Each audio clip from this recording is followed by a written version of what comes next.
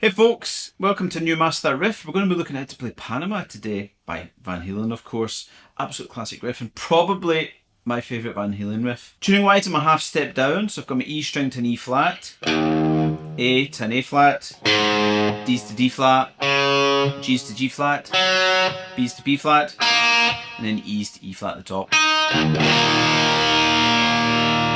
Okay. The Panama riff, the opening sequence, is kind of like three riffs, I guess. So we'll look at the first one. This whole tune's in E major, a little borrowed D chord. But we're going to start off with this classic little bit of Van Halen triads, or little kind of three-string shapes with a kind of pedal note. So what he's playing here is like an E bar chord. So I've got my first finger, my root note, 7th fret, the A string there, and then I'm going to bar the 9th fret of the D, G and B strings with the 3rd finger. Now I want to use the 3rd finger because I need to use this 4th finger to play the next chord. So this is my first chord. Then what I'm going to do is put my pinky on to basically get an E sus4 chord. So I'm going to put my pinky at the 10th fret, the B string there. Then what I'm going to do is barring with that first finger, I'm going to play the 9th and the D, 8th and the G string, and because of the bar I get the 7th fret of that B string there as well. So it sounds like a B with E in the bass there. That's kind of your 3 chords. Now what you're doing though, the rhythm's kind of cool because the chords come in the offbeat, so you've kind of got 1 and you play this on the and. Now I do this all with downstrokes I think. So I'm going to play a downstroke on that E triad, so I've got 9th fret, the D, G and B strings. Then I'm going to do a palm mute in the A string twice. And that's your kind of sequence for this. So you're going to play these little chord stabs and then always 2 palm mutes on the root note, which is 7th fret of the A string here.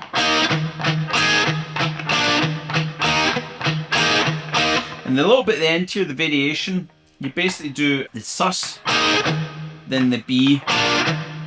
So it's like the sus before we get the chord change. So together slowly it sounds like this.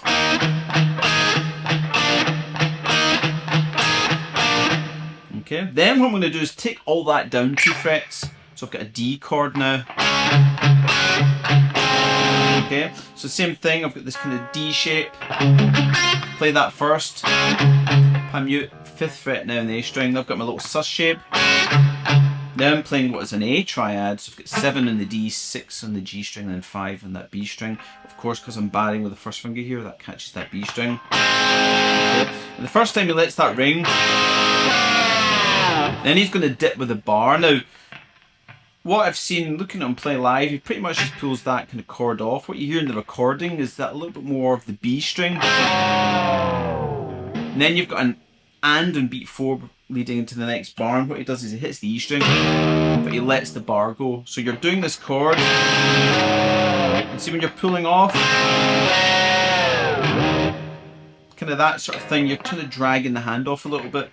It's one of those things that's hard to replicate exactly like what he's doing in the recording. Obviously live it changes up all the time as well, but that's your general gist. Okay, so you play that chord, then you hit that E string again and let that ring into beat 1 of the next bar, because you're starting in the and of beat 1 again to get there.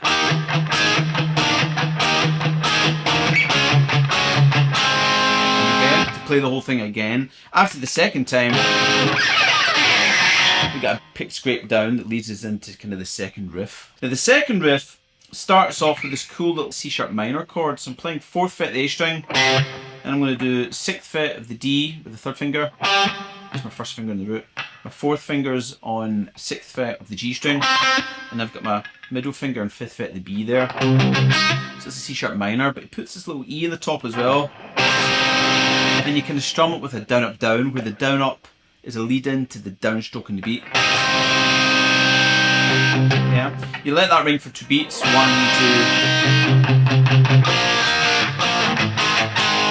Yeah, and then you're going to play this bit here. So this C sharp's ringing. Then I'm going to palm mute on the root note, and you're kind of doing that 3 and 4 and 1 and 3 and 4 and 1 and then you've got the beat 2 there as well. So it's like 3 and 4 and 1 and. Take the bar off, and what you're going to do with an upstroke, I like to do this with, is I'm barring at the 4th fret here, and I'm barring at the 4th fret of the D, G and B strings. Let that ring, And I've kind of got the sus thing again, because this is basically a B chord down here. So I'm going to put my 5th fret of that B string there, pull off to the 4th fret as I hit the chord. So you get this little kind of B sus to B chord. Then I've got a palm mute A, and I'm going to slide from here. Okay. So what I'm doing is I'm sliding from that B to an A chord here. So the 4th fret on the D, G, and B, you slide back.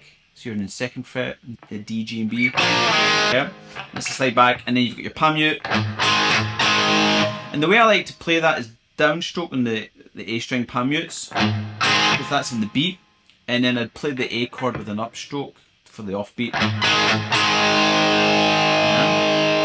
Then what we have here is little pinch harmonic bend. So it sounds like it's about a 3 octave above this B here.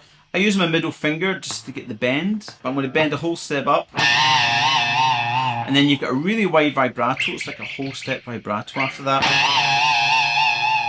Yeah. So slowly that bit sounds like this.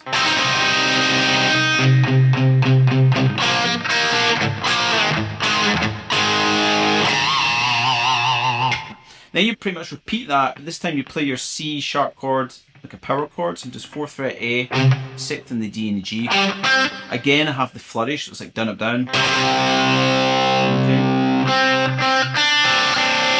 And what you're going to do here is play this little melodic thing here where I play the 4th fret of the B string, so I'm barring now right across the 4th fret, so play B string and then G string, which is like 4 in the B, 6 in the G string. And then I hit the 2 strings, but hammer on to the 5th fret of the B string as I do it. And the middle finger. So I'm kind of forming the C sharp minor chord, you know, so it's... Yeah. And then everything is before.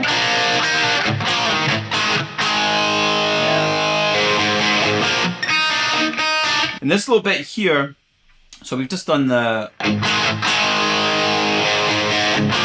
So that comes in like, I guess it's and 3 and 4 and, so it's like, so I play a B chord here, and I'm going to hold that. I like to bar my 4th finger here, but you could use your 3rd finger. And the reason I use my 4th finger is because I need to get this open E string. So I'm playing 2nd fret of the A string there with the 1st finger, and I'm barring the D, G, and B strings at that 4th fret. I'm going to let this ring, I'm going to play the open E string. Then I'm going to play the B and the G string, so you get 4th fret of the B and the G in there. Okay. Then he imitates this with little harmonics, which is one of the coolest things about this whole riff. So what Eddie Van Halen does is he holds this little shape. I'm doing the same thing. I'm going to play 5th fret harmonic on the high E string, then 4th fret harmonics on the B and the G strings. But I hold it like a little chord shape, so I'm lightly touching the strings. Yeah.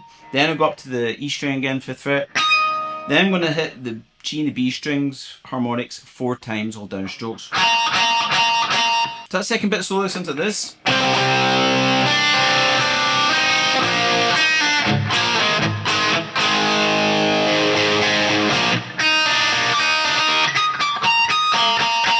The last riff is basically a bunch of power chords. What we're going to be playing like an E power chord. So I'm playing open E string, 2nd fret A string. Then I've got an A power chord, so I've got an open A string. I'm banging at the 2nd fret on the D and the G strings there. And then I've got a D power chord, so I've got open D string, 2nd fret G, and then I've got the 3rd fret the B string there. I use the 1st and 3rd finger for that, like a D chord, just not playing the top. So that's your 3 chords. What you're doing though is you play this E power chord in the and the beat 4. The whole riff has got this feel of being in the offbeat, it's what gives it its cool groove. So you've got that 1 and 2 and 3 and 4. So you did play that E power chord, then you go into the open E string, pan muted twice. Then I've got an A power chord, then a pan muted A string once, so it's like. Then I've got the D power chord, then I do the pan mute on the D string twice. Then I've got the A power chord, pan mute and the A string once, and then I've got the D and A power chords together. Then I've got a pan muted E string. So that sounds pretty complicated, but if I slow it down, you've kind of got this. Then what I'm going to do is this. I'm I'm going to slide this little G to A power chord inverted back. So I used my second and third fingers. I'm playing 5th fret of the A and D strings. I'm going to slide up. So that's a grace note slide, so it's really quick. Slide back and put vibrato on that chord when you get to the end. That's really important for the feel of this. Then you would start the riff again. Okay, so slowly it kind of goes.